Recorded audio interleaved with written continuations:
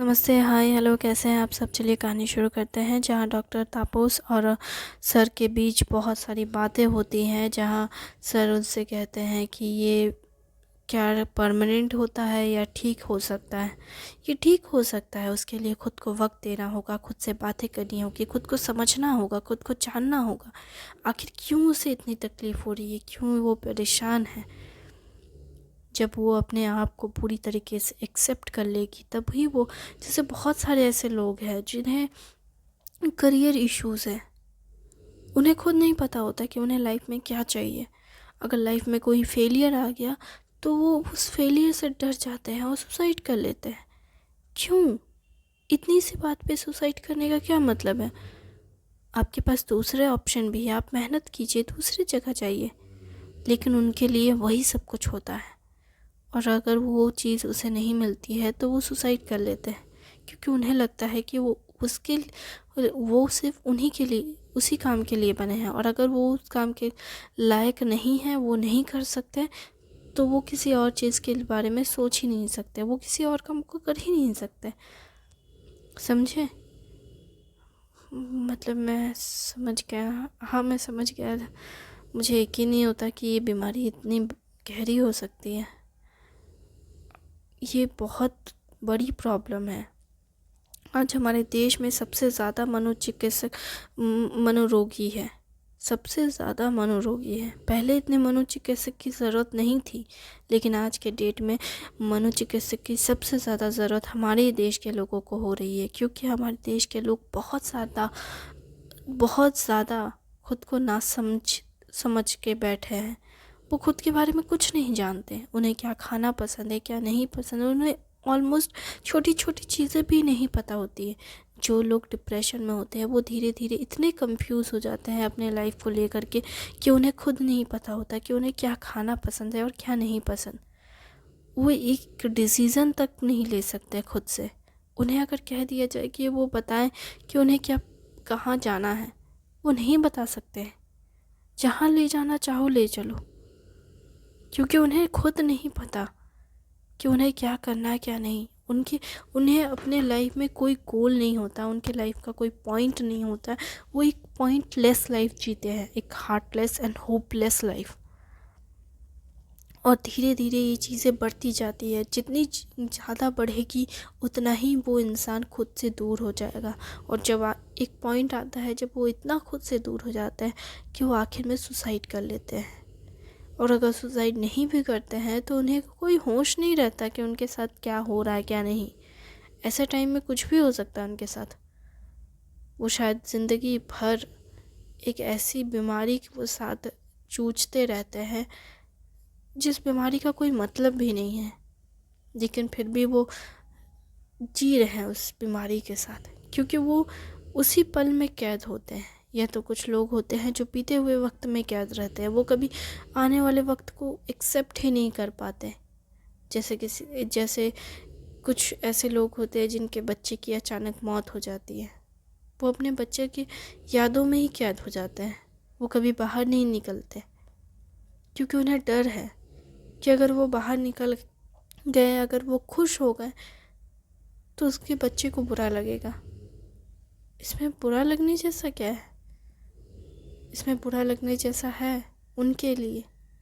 उन्हें लगता है कि वो खुश होने का अधिकारी नहीं है, उन्हें जीने का अधिकार नहीं है, क्योंकि वो अपने बच्चे का अच्छे से ख्याल नहीं रख पाए। क्या ये सब इतना गहरा होता है? मुझे यकीन नहीं होता कि लोग इतने ज़्यादा, बहुत कुछ है।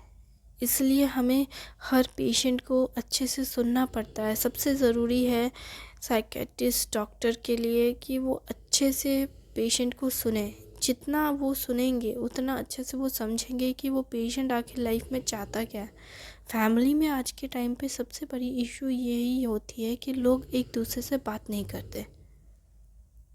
हम इंसान इमोशंस को महसूस करने के लिए बने थे, पर हम आज के डेट में एक जीते जाते रोबोट बनते जा रहे हैं। हमें कोई इमोशंस नहीं है, हमें कोई रिश्तों को लेकर समझ नहीं है, हम खुद को लेकर नहीं समझते, हम खुद के साथ ऑनेस्ट नहीं हैं।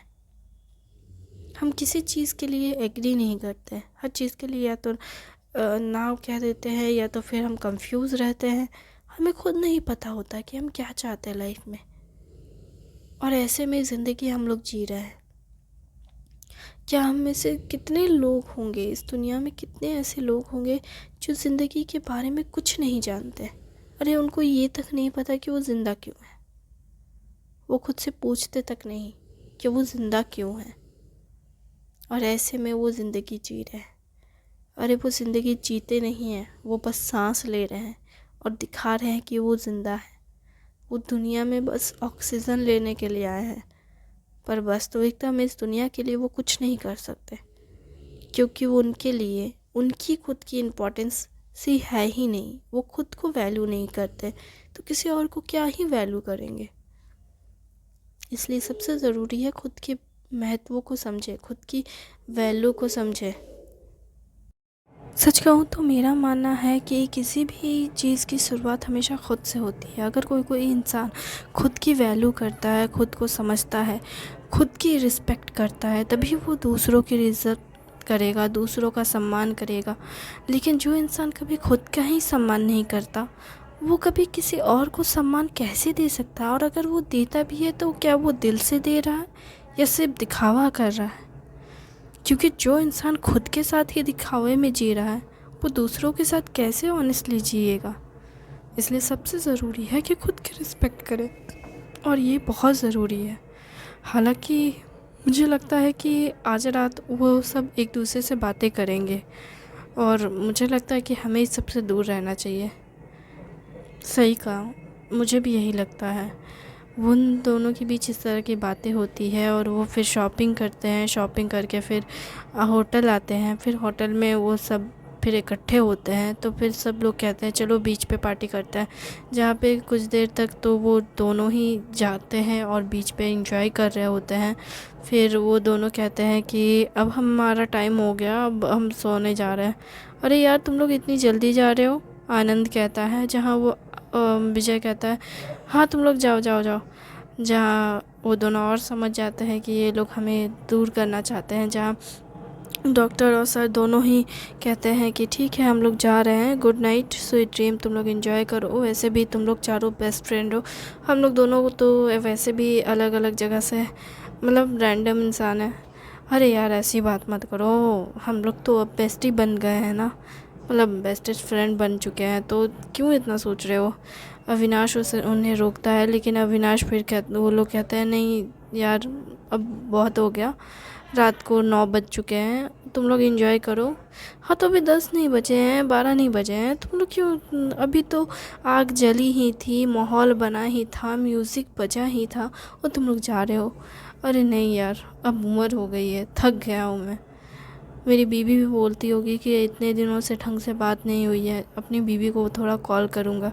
सर ये बोल करके निकल लेते हैं, कहते हैं अपने बीवी बच्चों को देखना है, तो सर निकल लेते हैं। उसके बाद फिर डॉक्टर बोलते हैं यार मुझे भी थोड़ी क्लिनिक के पेशेंट्स के बारे में थोड़ा लिस्ट आउट करना होगा। कुछ पेशेंट है जो मुझे कॉल कर रहे हैं, अब उन्हें भी थोड़ा देखना होगा, टाइम देना होगा। वो मुझे पैसे देते हैं यार, उन्हें उनका भी तो स्ट्रेस कम करना है मुझे। ठीक है तुम आप लोग जाइए तब। हाँ ठीक है ओके, तुम लोग एंजॉय करो। जहाँ पे फिर वो सभी एंजॉय कर रहे होते हैं, तभी सब कहते हैं, जहाँ हालांकि अविनाश का मूड बहुत डाउन होता है, अपसेट होते हैं वो, और सोच में पड़ा रहता है। वो अमृता के बारे में सोच सोच कर परेशान हो रहा होता है, कल की चीज़ें के बारे में। जहाँ उसके दोस्त कहते हैं यार क्या सोच रहा है, तो वो कहता है कि मैं अमृता के बारे में सोच रहा हूँ, कल वो किस तरह से थी, और आज सुबह से भी मैं शॉपिंग में व्यस्त था, तो शाम के टाइम पे ही उससे थोड़ी सी बात हुई है, लेकिन वो ऑफिस में थी और बिज़ी चल रही थी, तो मेरी बात हो नहीं पाई उससे। ओह अच्छा ठीक है, लेकिन कोई बात नहीं, तो वो शाम को अच्छा साउंड कर रही थी ना। हाँ साउंड तो अच्छा ही कर रही थी, मूड तो लगा कि हाँ उसका अच्छा है, वो ठीक है।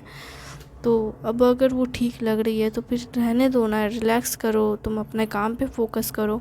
हाँ ठीक है मैं जानता हूँ कि मुझे अपने काम पे फोकस करना चाहिए, इस सब के बारे में ज़्यादा नहीं सोचना चाहिए, लेकिन फिर भी यार मैं तो सोचूंगा ही, क्योंकि मेरे लिए वो मायने रखती है।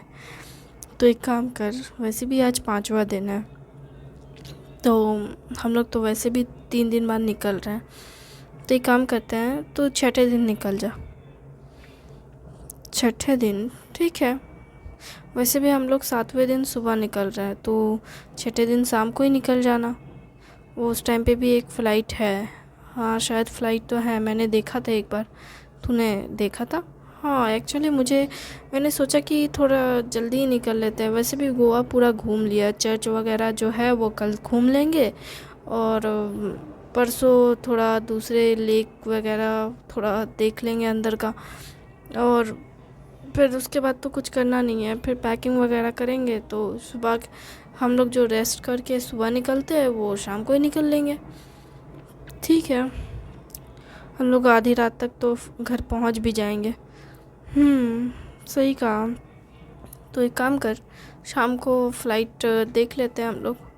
हाँ 5-6 बजे फ़्लाइट है, वो उसी फ़्लाइट से निकल लेते हैं।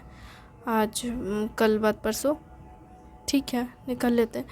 वैसे चलो ना यार, ट्रूथ एंड डेयर गेम खेलते हैं। क्या यार, छोटे बच्चे हैं क्या हम? वैसे हमें कुछ कहना है। हाँ मुझे पता है, तुम लोगों को कब से कुछ कहना है। तुम लोग कब से कहने के बारे में सोच रहे हो, लेकिन तुम लोग बोल नहीं रहे हो। मैं जानता हूँ।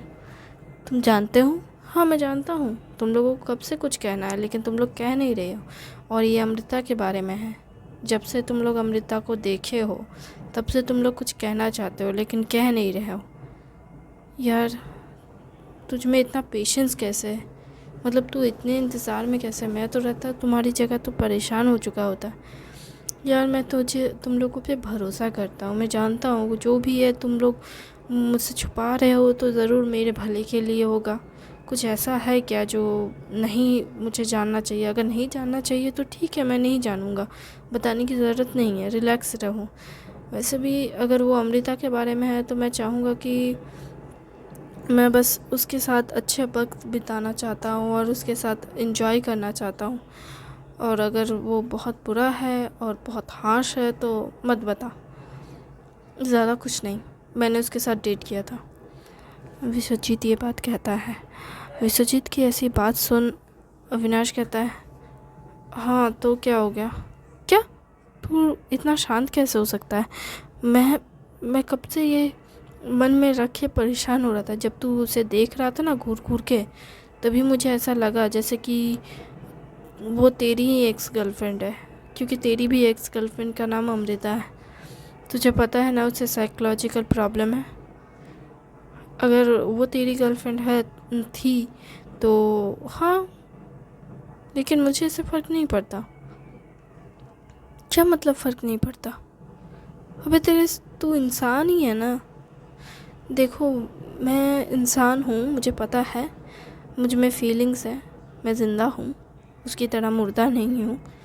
लेकिन मैं इतना जानता हूँ कि मैं उसे अपने प्यार से हील कर सकता हूँ, उसे ठीक कर सकता हूँ। तुझे इतना भरोसा कैसे है? मैं डॉक्टर से मैंने बात की थी। क्या?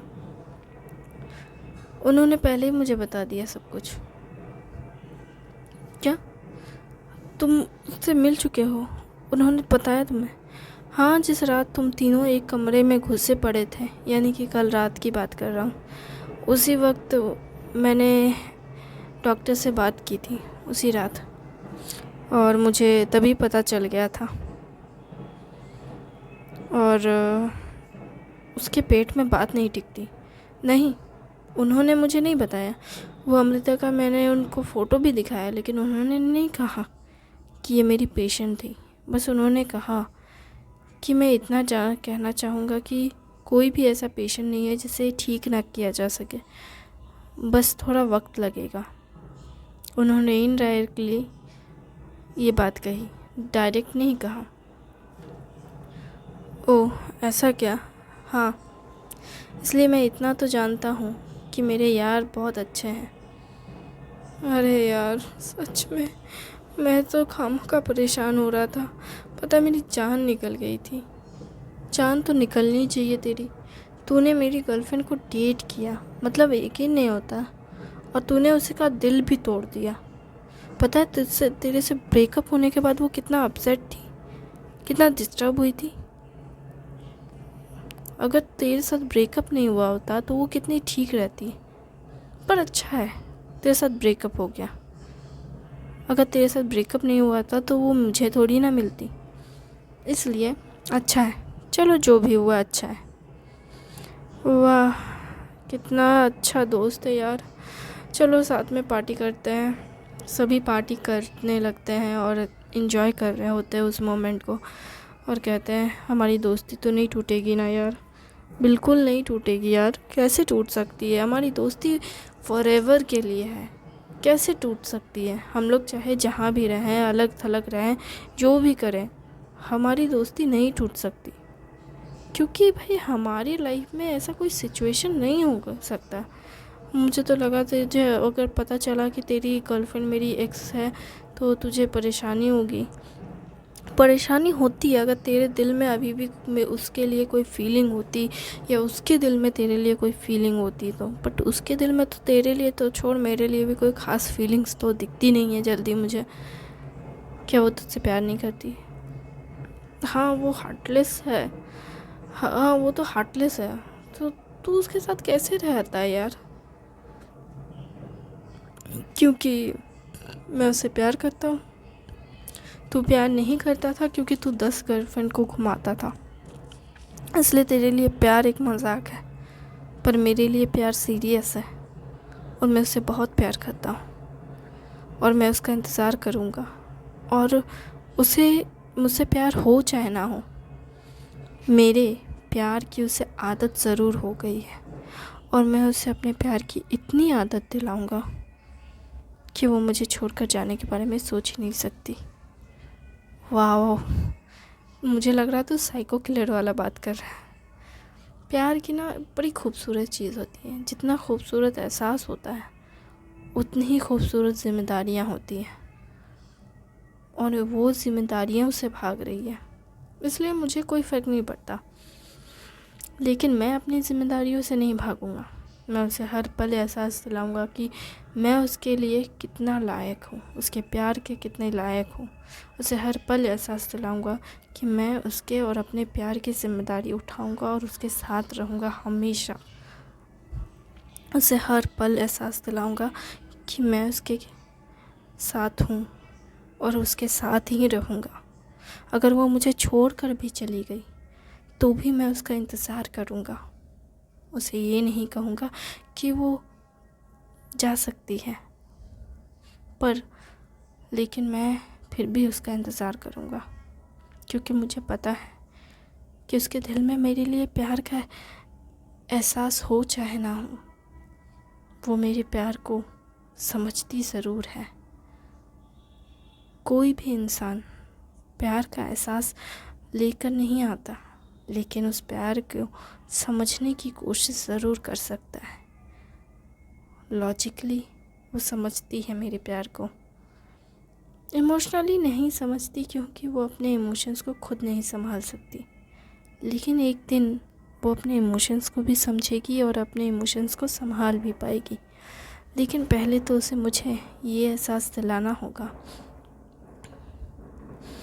कि वो मेरे प्यार को समझती है, और मैं ये जानता हूँ कि वो मेरे प्यार को समझती है। और वो समझेगी क्यों नहीं, मैं इतने प्यार से जो उसे समझाता हूँ। वाह यार तूने तो दिल छू लिया। इतने प्यार से जो मैं उसे समझाता हूँ, वाह ये बात तो दिल में घर कर गई। इतने प्यार से जो मैं समझाता हूँ यार, बस हो गया यार। तुम लोग क्या मतलब, छोड़ो इस बात को, ठीक है। पर सच में तुम माफ़ कर रहा है ना? विश्वजीत बार बार अविनाश से ये बात कहता है, तो अविनाश कहता है कि हाँ यार माफ़ कर रहा हूँ, क्योंकि मुझे पता है कि तू कैसा है। तो रिलैक्स कर यार, मुझे मेरी गर्लफ्रेंड पे भरोसा है और मेरे दोस्त पे भी। ठीक है थैंक यू यार। तू कहेगा ना तो मैं कभी तेरे घर अकेले नहीं आऊँगा। तू आना भी मत, मैं नहीं चाहता कि तू अकेले आए और मेरी गर्लफ्रेंड अनकंफर्टेबल हो जाए। वाह उसके कंफर्टेबल और अनकंफर्टेबल सिचुएशन के बारे में सोच रहा है। मेरा सोच मैं भी तो अनकंफर्टेबल होता हूँ उसके साथ। तू रिलैक्स कर। थैंक यू वेरी मच इसका